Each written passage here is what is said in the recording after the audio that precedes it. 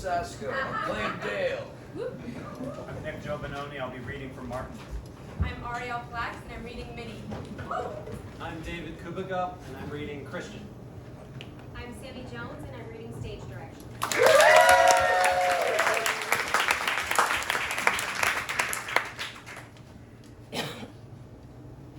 We're in an elegant private office of Dale Diamond's breathtaking penthouse, located on Billionaires Road, New York City, with floor-to-ceiling windows facing Central Park.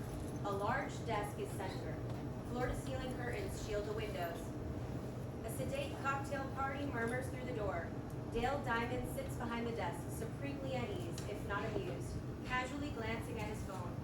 Christian stands before him, supremely ill at ease and impatient. Be right with you, Sid. I've spent the last hour hiding from people I don't want to know. At all. Not a fan of my ex-wife. One should only be opinionated if one has the right opinion. All right, I'm not arguing with you. Just hold on a sec. Lauren Boebert keeps sexting me. She thinks after a couple boob pics, I'll finance her fucking re-election. What's the difference between a billionaire sexting and predatory behavior? Well, aren't you fun? Lauren, I've been advised to inform you the only thing your rack is good for is hanging semi-automatics. Mr. Diamond, why am I here? I'll tell you, just hide behind the curtain. What? No. Why?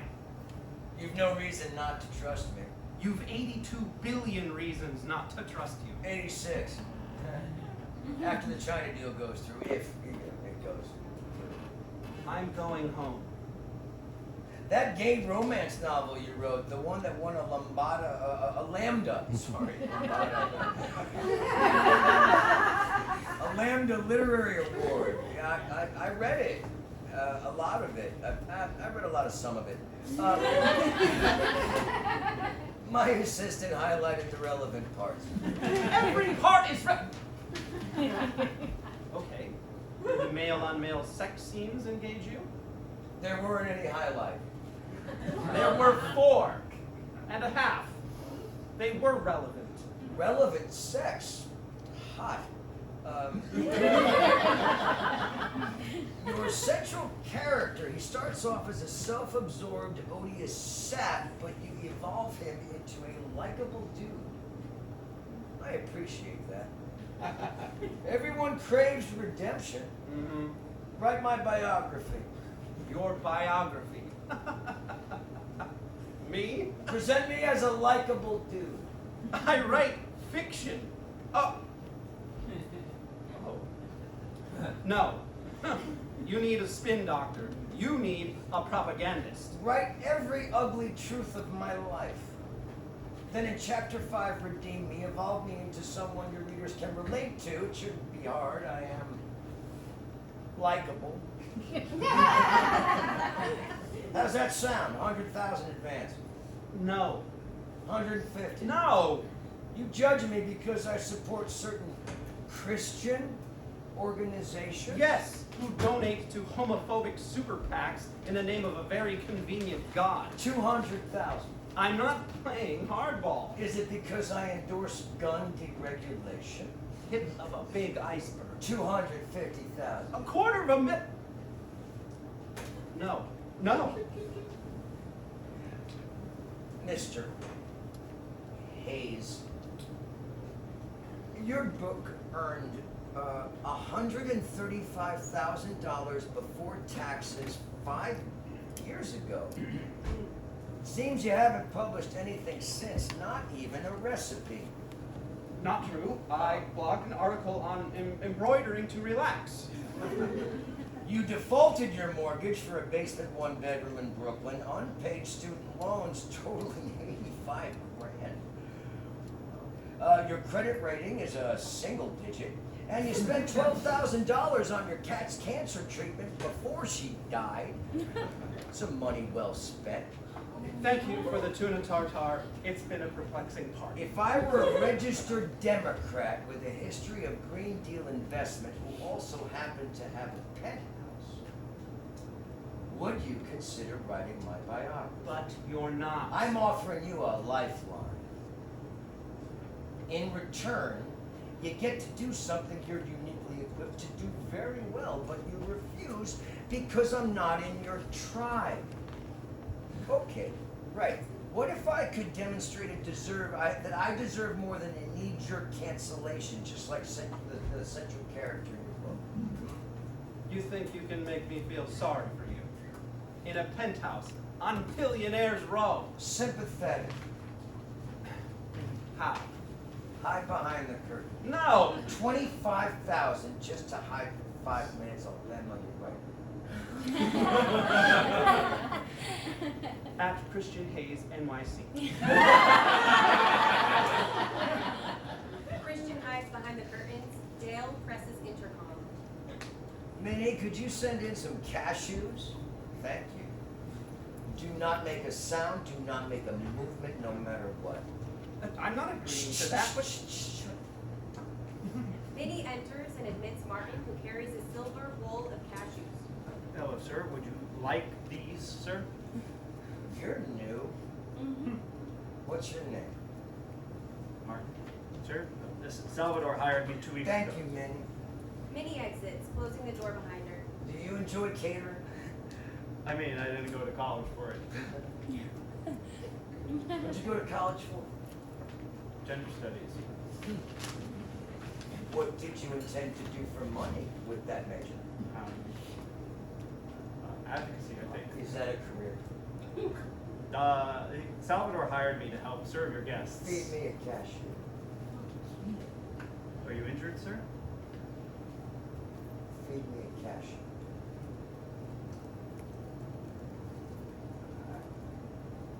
I should go. Walk out that door and I will tell Salvador I caught you stealing money. Places a stack of money neatly on desk. The money. That money right there.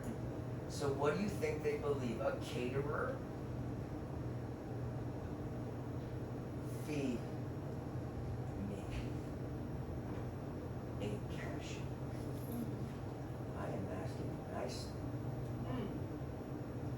Martin leans over the desk with a cashew.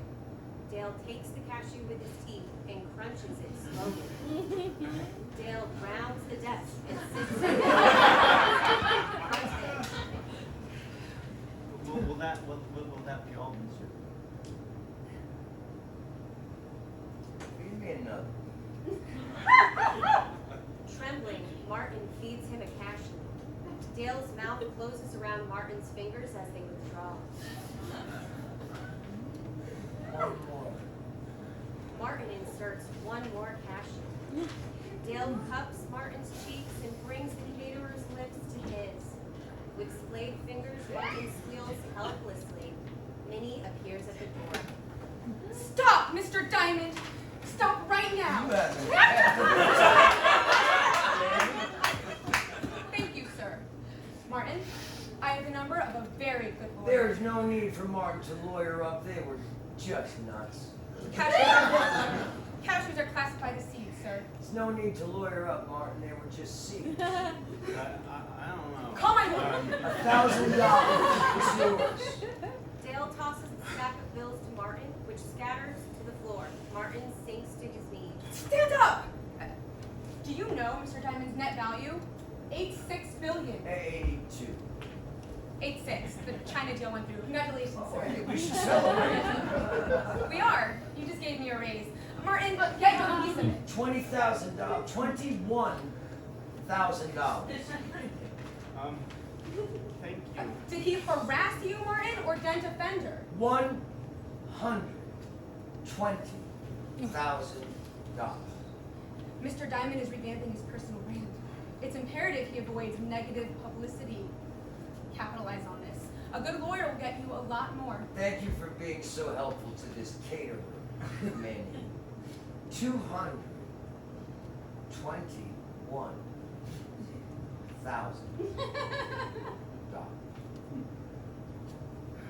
That's so much. That's nothing. Just let him have his feelings. $490,000. That's it. That's all the cash he has. Martin, if you accept that money, that's all the justice you'll receive.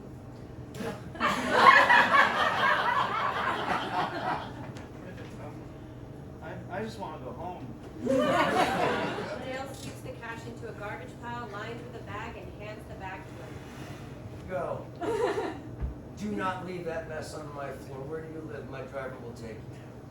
Whitestone, in Queens. Ah! Because I live on Billionaires Row. Martin thinks I have no idea where Whitestone is. Do you, sir? Of course I do. Somewhere east. Right. That's right, sir. I'll have your driver take Martin somewhere east. But I have a Metro Don't card. be ridiculous. Sorry. I don't advise taking $500,000 cash on the 7 train. Come. I'm on the clock. I'll tell Salvador you got monkeypox again. I never had monkeypox. Are you not allowed a sense of humor in gender studies? No, sir. I'll explain to Salvador you felt ill. Follow me. Okay, thank you. Thank you very much. Jesus Christ, relax, Martin. It is just money. Well, thank you. Thank you very much, Mr. Diamond. Thank you. Come. Martin and Minnie exit, closing the door. Come on out, sweetheart. Don't call me that. Christian emerges. Dale, amused, observes Christian begin to speak, stop, begin again, stop again. Christian discovers a cushion embroidered with a word. This says cocksucker. It's a gift from Deborah. When we signed our divorce papers, it took the sting out of it. If you're not gay, it's not funny. You're right, Christian. And you know comedy. $490,000 for 3 cashews. And a kiss. With garlic breath. That was He's on his way home. Well done, sir. well done yourself. Mr. Hayes, we didn't get a chance to meet when you arrived. I'm Minnie, Mr. Diamond's personal assistant. Did you get enough to eat? May I get you a drink? No, I don't want anything. Mr. Diamond, your ex-wife drank one too many White Russians, and someone's live streaming her trying to raise funds to send Progressive to Australian outward bound. She thinks after a month of dysentery, snakes, and starvation, pronouns will be the last thing they care about. Not great optics. Spill a drink on her, I'll be right out. Minnie nods and exits. You're pale. You sure you don't want a drink, or you like something to embroider?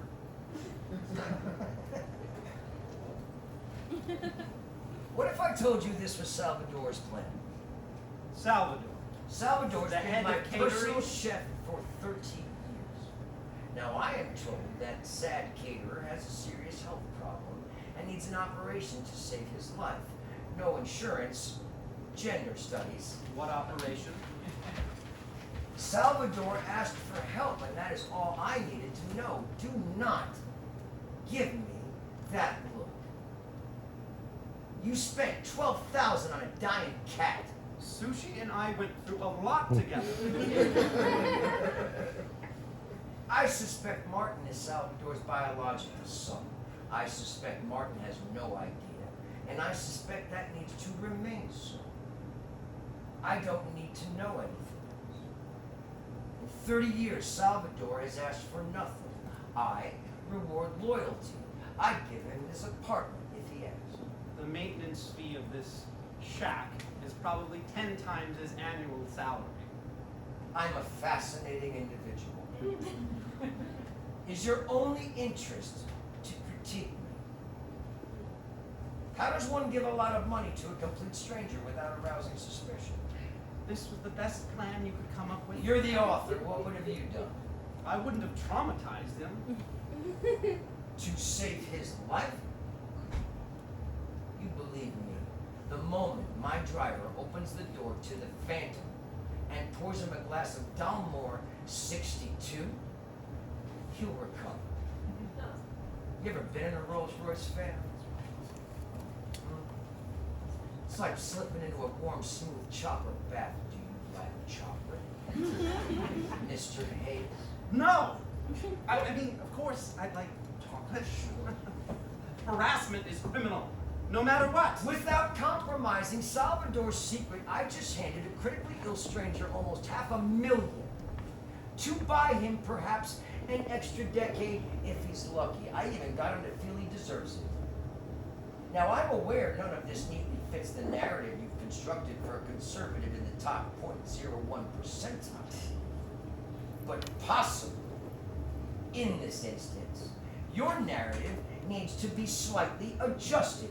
Is that possible? Is that possible, Christian Hayes? Yes. Thank you. Now, will you please consider writing my fucking biography? Christian pauses at the door, then nods.